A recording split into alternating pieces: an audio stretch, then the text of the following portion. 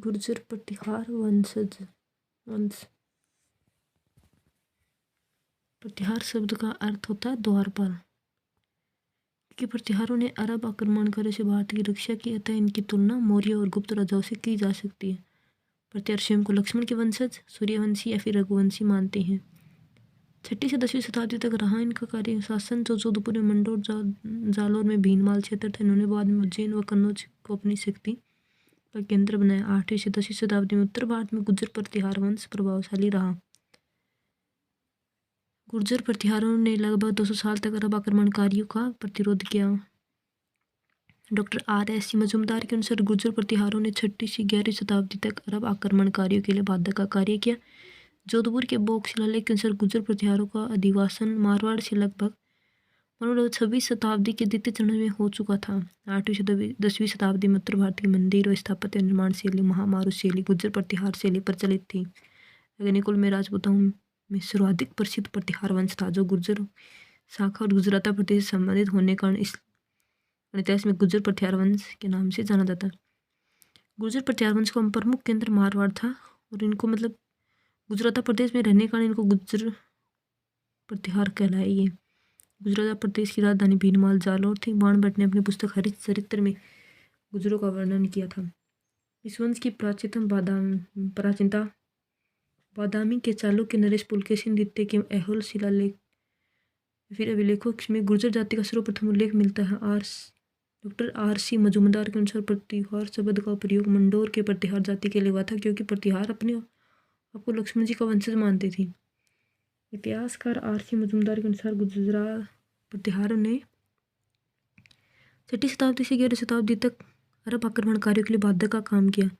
चीनी यात्री हेनसांग, जो हर्षवर्धन के समय भारत आया, इस यात्री को राजकुमार कहते हैं, ने अपनी पुस्तक शिवकी में गुर्जरों को कुचेलो और उसकी राजधानी भीलमाल जालौर में थे, जिसको पिलोमोलो कहा गया। अरब यात्रियों ने गुर्जरों को जुर्ज भी कहा। ये गुर्जर कहने की कोशिश करे थे, लेकिन गुर्जर ना कह पाने का उन्होंने जुर्ज कहा।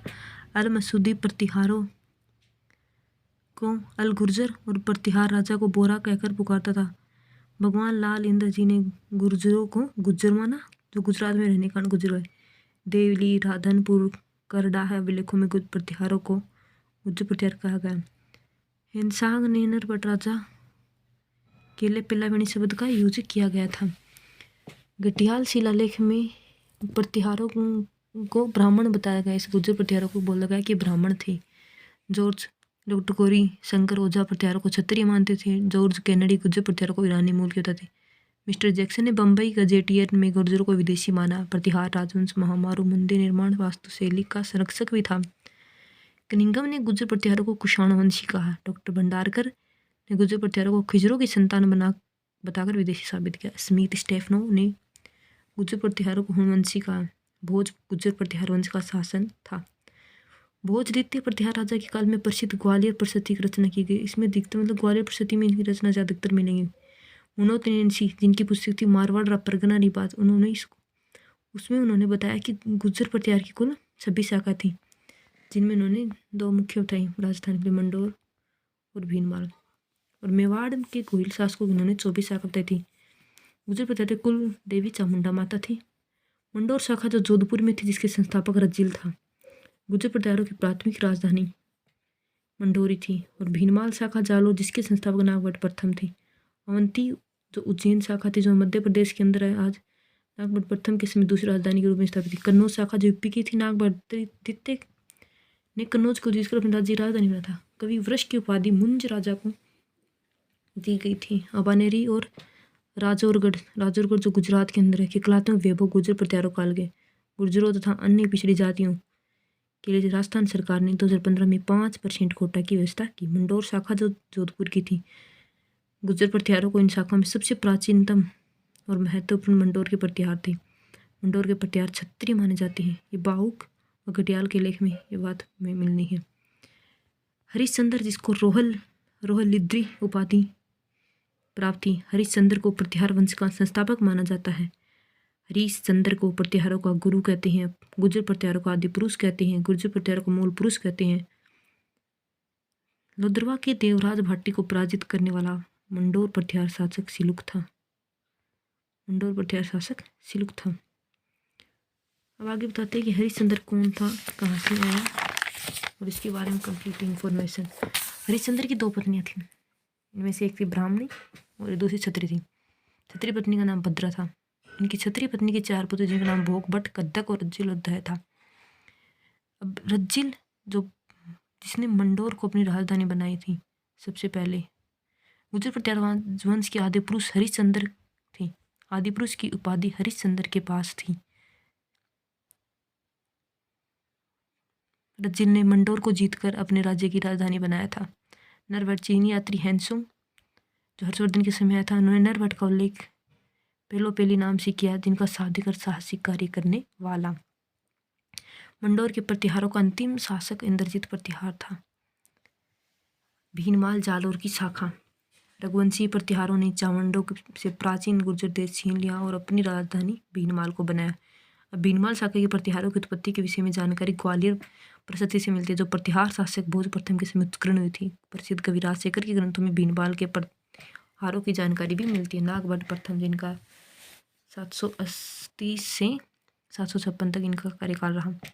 नागभट्ट प्रथम को नागवलोक और इसके दरबार को नागवलोक दरबार कहते थे। और दूसरी प्रकार नागभट्ट द्वितीय को भी ये कहते हैं कि नागवलोक और नागवलोक दरबार कहते हैं। नागभट्ट प्रथम को प्रतिहार साम्राज्य का संस्थापक कहा जाता है। प्रतिहार साम्राज्य संस्थापक, इसकी जानकारी हमें पुलकेशिन द्वितीय के अहल अभिलेख से प्राप्त हुई है। और सबसे पहले पुलकेशिन द्वितीय के अहल अभिलेख में हमें गुर्जरों का प्राचीनतम साक्ष्य मिला था।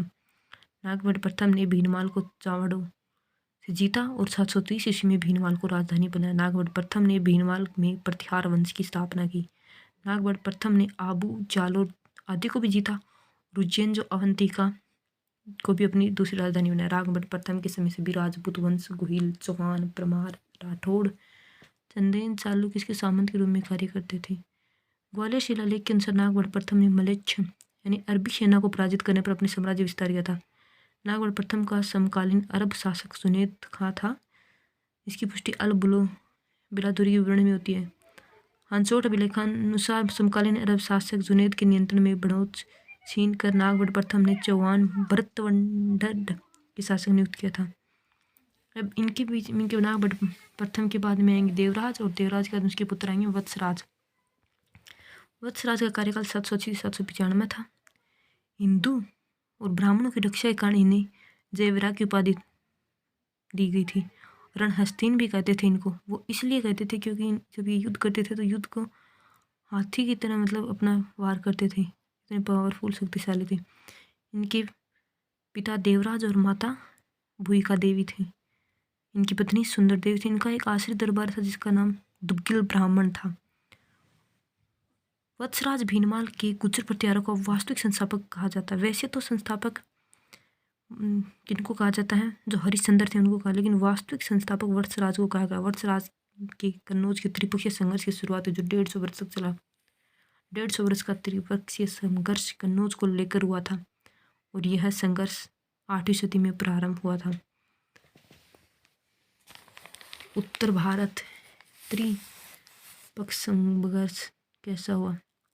त्रिपक्षीय संघर्ष उत्तर भारत में गुर्जर प्रतिहार वंश था, दक्षिण में राष्ट्रकूट महाराष्ट्र कितने था, और पूर्वी भारत में पूर्वी साइड बंगाल में पाल वंश था। उत्तर भारत में गुर्जर प्रतिहार, दक्षिण भारत में राष्ट्रकूट वंश और पूर्व में बंगाल में पाल वंश के बीच त्रिपक्षीय संघर्ष हुआ। इस संघर्ष में गुर्जर प्रतिहार विजयी हुए। गुर्जर प्रतिहारों ने पूर्व बंगाल के पाल वंश को हराया, लेकिन फिर जब राष्ट्रकूट के ध्रुव को पता चलता है कि इसने मतलब कन्नौज पर अभी फिलहाल गुर्जर प्रतिहार का राजा को, उसने जाकर गुर्जर प्रतिहार को हराया। वह सब राष्ट्रकूट राजा ध्रुव से हारा था। कन्नौज को कुछ स्थल महोदय नगर के नाम से जाना जाता था। कन्नौज के त्रिपक्षीय संघर्ष की शुरुआत गुर्जर प्रतिहार शासक वत्सराज के समय में हुई थी। सम्राट हर्षवर्धन की मृत्यु 647 ईस्वी में, उसके बाद उत्तरी भारत की राजनीतिक धुरी कन्नौज पर अधिकार करने तो संघर्ष प्रारंभ हुआ। कन्नौज पर 725 से 752 जो यशोवर्धन नामक शासक की मृत्यु के बाद 3 महाशक्तियों ने संघर्ष प्रारंभ हुआ जो त्रिपक्षीय संघर्ष कहलाता है। 3 शक्तियाँ थी, उत्तरी भारत के गुर्जर प्रतिहार, पूर्व के पाल और दक्षिण भारत के राष्ट्रकूट। त्रिपक्षीय संघर्ष में कन्नौज पर शक्तिहीन आयुध वंश के 2 राजा वे इंद्रायुध और चक्रायुध के शासकों का शासन रहा। त्रिपक्षीय संघर्ष की शुरुआत 8वीं शताब्दी ईस्वी में। त्रिपक्षीय संघर्ष का प्रारंभ प्रतिहार वंश ने किया और इसका अंत भी प्रतिहार वंश ने ही किया। त्रिपक्षीय संघर्ष का प्रथम चरण वत्सराज गुज्जर प्रतिहार के सबसे वत्सराज था। बंगाल से पाल शासक धर्मपाल था और दक्षिण थे राष्ट्रकूट शासक ध्रुव के बीच हुआ था। वत्सराज ने कन्नौज पर शासित इंद्रायुध को हरा दिया था और उसके पाल शासक धर्मपाल को मुंगेर मुदगिरी ने के युद्ध में पराजित किया, किंतु राष्ट्रकूट शासक ध्रुव से पराजित हो गए। वत्सराज ने सबसे पहले तो कन्नौज के राजा इंद्रायुध को हराया, फिर पाल शासक धर्मपाल को हराया, लेकिन फिर राष्ट्रकूट शासक ध्रुव से पराजित हो गया। वत्सराज को रणहस्तीन युद्ध का हाथी की उपाधि प्रदान की गई। वत्सराज के समय 778 ईस्वी में उद्बोधन सूर्य द्वारा कुमले माला ग्रंथ की तथा जिन सेन सूर्य द्वारा 1781 में हरिवंश पुराण की रचना की। कुमले माला ग्रंथ में मरु भाषा का उपयोग किया गया है। वत्सराज शैव मत का अनुयायी था। वत्सराज ने ओशिया जोधपुर में एक सरोवर और महावीर स्वामी का एक मंदिर बनवाया जो पश्चिमी भारत का प्राचीनतम जैन मंदिर माना जाता है। राजस्थान में प्रतिहारों का प्रमुख केंद्र ओशिया जोधपुर था। वत्सराज के शासनकाल में बलि प्रबंध नामक काव्य ग्रंथ लिखा गया जिसमें सती प्रथा, नियोग प्रथा और स्वयंवर प्रथा की जानकारी मिलती है। अब नागभट्ट द्वितीय की पत्नी थी इष्टा देवी और इनके पिता वत्सराज थे और इनकी माता सुंदर देवी थी। कमलचंद सूर्य इनके आश्रित दरबारी थे। कन्नौज की राजधानी बनाने वाले पहले शासक नागवरदित्य थे। अरब आक्रमणकारियों पर पूर्णतः रोक लगाने वाला प्रतिहार राजक नागवरदित्य था। नागवरदित्य की दानवशीलता, बहुत ज़्यादा दान करने के कारण और कन्यादान करने का इन्हें कर्ण की उपाधि कहते हैं, जिसका उल्लेख ग्वालियर अभिलेख से मिलता है। प्रतिहारों का कर्ण कक्कू को कहते हैं, जबकि कर्ण की उपाधि नागवरदित्य को मिली थी। चंद्र प्रभु सूर्य ने प्रभावक चरित्र में लिखा 1837 में नागभट्ट ने गंगा में जल समाधि ली थी। बोलते कि उन्होंने सुसाइड किया था गंगा नदी के अंदर और बोलते कि मैं तो जल में क्या कर रहा हूँ, गंगा में जल की समाधि ले रहा हूँ। बैनाथुर भरतपुर के अंदर राजस्थान का प्रथम विजय स्तंभ है जिसका निर्माण समुद्रगुप्त ने करवाया था, जबकि ककुस्त ने मंडोर में विजय स्तंभ का निर्माण करवाया था, जो कि राजस्थान का सेकंड है विजय स्तंभ। अब आएगा मिहिर भोज, जिनका शासन 1836 से लेकर 1885 तक रहा। मिहिर भोज का शाब्दिक अर्थ सूर्य का प्रतीक। इन्हें प्रभास की उपाधि भी दी गई जिसका उल्लेख दौलतपुर अभिलेख में है। इनको आदि वराह की उपाधि भी ली गई जिसका उल्लेख ग्वालियर प्रशस्ति के अंदर है। इनकी माता का नाम अप्पा देवी था और इनके पिता का नाम नागभट्ट। मिहिर दादाजी था नागभट्ट और इसके बाद में नागभट्ट का पुत्र था रामभद्र ज़्यादा वो नहीं क्या बोलते इसको, एक अच्छा शासक नहीं होना था। इसी कारण इसने अपने पिता की हत्या कर दी थी मिहिर भोज। इसी कारण प्रतिहारों में पितरहंता के नाम से ओनली एकमात्र राजा मिहिर भोज को जाना जाता है। मिहिर भोज कट्टर इस्लाम विरोधी था। उसने बलपूर्वक बहुत से मुसलमानों को हिंदू बनवाया था। मिहिर भोज गुज्जर प्रतिहारों में सबसे शक्तिशाली राजा था। मिहिर भोज का काल गुज्जर प्रतिहार वंश के चरमोत्कर्ष काल का था। आदिवरा की उपाधि मिहिर भोज शासक ने धारण की। ग्वालियर प्रशस्ति में मिहिर भोज के बारे में महत्वपूर्ण जानकारी मिलती है। प्रशस्ति भोज के काल में लिखी गई। मिहिर भोज ने द्रुम नामक सिक्का भी चलाया था। अरबी यात्री सुलेमान और राजतरंगी के लेखक कलहड़ ने मिहिर भोज की शासन व्यवस्था को प्रशंसा की। कश्मीर के कवि कलहड़ ने राजतरंगिनी में मिहिर भोज की उपलब्धियों के बारे में जानकारी दी। 851 ईस्वी में अरबी यात्री सुलेमान जो कि भारत आया था, इन्हें मिहिर भोज के समय भारत की यात्रा की थी, जिसका विवरण सुलेमान की पुस्तक किताब उल सिंध वल हिंद। इसमें उन्होंने मिहिर भोज को इस्लाम की दीवार बताया, काफिरों का राजा, अरबों का अमित्र बताया। गुर्जर प्रतिहारों की अश्वसेना तत्कालीन भारत में सर्वश्रेष्ठ थी। 1893 ईस्वी में एक प्रतिहार लेख में दंड पाशिक नामक पुलिस अधिकारी का उल्लेख मिलता है। मिहिर भोज वैष्णव धर्म का अनुयायी था। मिहिर भोज ने विष्णु को सगुण और निर्गुण दोनों रूप में पूजा की तथा विष्णु का ऋषिकेश का इन्होंने उत्तर प्रदेश में ब्रह्मण लेख में इसे संपूर्ण पृथ्वी को जीतने वाला बताया गया है। अब इनके पुत्र आएंगे महेंद्रपाल प्रथम। इनकी माता चंद्रवती का थी। इनके आश्रित दरबारी राजशेखर थे। महेंद्रपाल का गुरु व दरबारी कवि राजशेखर था। राजशेखर ने राजशेखर के ग्रंथों में प्रथम शासक महेंद्रपाल जिसे परम भट्टारक तथा महाराजा धीराज परमेश्वर की उपाधि से पुकारा गया है। और यही तीनों की तीनों उपाधियां नागवर्दित्य के पास भी थी। परम भट्टारक, महाराजा धीराज और परमेश्वर। नागवर्दित्य और महेंद्रपाल प्रथम, इन दोनों के पास ये तीनों उपाधियां थी। महेंद्रपाल प्रथम महाराजा धीराज परमेश्वर की उपाधि। महेंद्रपाल प्रथम को रघुकुल चूड़ामणि, निर्भया राज व निर्भया नरेंद्र, महिषपाल तथा महेंद्रा युद्ध आदि नामों से पुकारा जाता। राजशेखर ने कर्पूर मंजरी को इसने राजशेखर ने अपनी पत्नी अवंती सुंदरी के कहने पर कर्पूर मंजरी की रचना की थी।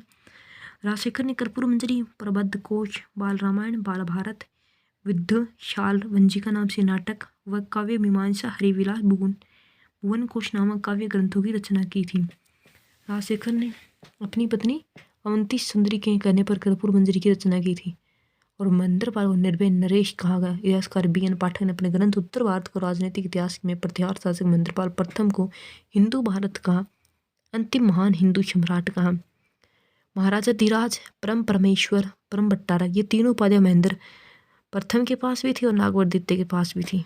भाई का महिपाल प्रथम, महिपाल ने राजशेखर से क्वेश्चन दिया, वही राजशेखर जो महेंद्रपाल प्रथम के समय आया था, वो यहाँ पर भी रहे थे। राजशेखर जो दरबारी कवि थे। राजशेखर ने महिपाल प्रथम को आर्यवर्त का महाराजा धीराज का रघुकुल मुक्तामणि व रघुकुल मुक्तमणि के नाम से पुकारा गया। महिपाल प्रथम को इन्होंने रघुकुल मुक्तामणि और रघुकुल मुक्तमणि के नाम से पुकारा, जबकि इन्होंने महेंद्रपाल प्रथम को रघुकुल चूड़ामणि के नाम से पुकारा गया। राजशेखर ने महिपाल को बाल भारत नाटक में रघुवंश मुक्तामणि, रघुवंश मोतियों की मणि के समान व आर्यवर्त का महाराजा धीराज का। महिपाल को विनायक पाल, हेरम्ब पाल के नाम से भी जाना जाता है। गणेश जी के शब्द है जैसे विनायक और हेरम्ब। महिपाल के समय 915 ईस्वी में अरब यात्री अल-मसूदी भारत आया। अल-मसूदी ने गुर्जर प्रतिहार,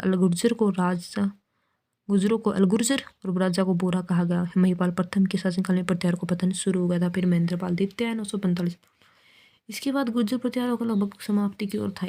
चार शासक हुए, देवपाल, विनायकपाल, महिपाल और विजयपाल। फिर राज्यपाल आया, प्रतिहार शासक राज्यपाल, जिसको राज्यपाल के भी कहते हैं।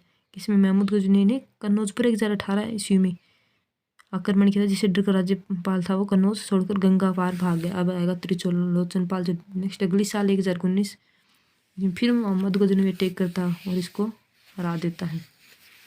अब यशपाल प्रतिहार का अंतिम शासक यशपाल 1036 ईस्वी में 11वीं शताब्दी में कन्नौज का गढ़वाल वंश अपना अधिकार स्थापित कर लेते। इस प्रकार प्रतिहारों के साम्राज्य का 1093 ईस्वी में पतन शुरू हो गया था। पतन कंप्लीटली हो गया था। मंडोर में जिन राजाओं ने राज किया वो था सबसे पहले हरिवंश, हरिश्चंद्र थे। इनके पुत्र रज्जील के पुत्र नरभट्ट का नागभट्ट प्रथम। फिर प्रतिहार भोज के बाद में प्रतिहार झोट, फिर शिलुक, कक, बाउक और कक्कुक। और अब भीलमाल जो जालोर के अंदर इनकी एक शाखा थी प्रतिहार को थे, वहाँ पर थे नागभट्ट प्रथम, कुकुस्त, वत्सराज और नागभट्ट द्वितीय, रामचंद्र मिहिर भोज, वो वहीं भी मिहिर भोज है जिन्होंने अपने पिता रामचंद्र की हत्या की थी। एकमात्र मिहिर भोज राजा जो मिहिर भोज है, जो इसने अपने मतलब पितरहंता के नाम से जाना था प्रतिहारों के अंदर। महेंद्रपाल प्रथम और महिपाल प्रथम, महेंद्रपाल द्वितीय और अंतिम राजा यशपाल था। इस प्रकार हमारा गुर्जर प्रतिहार वंश कंप्लीट होता है।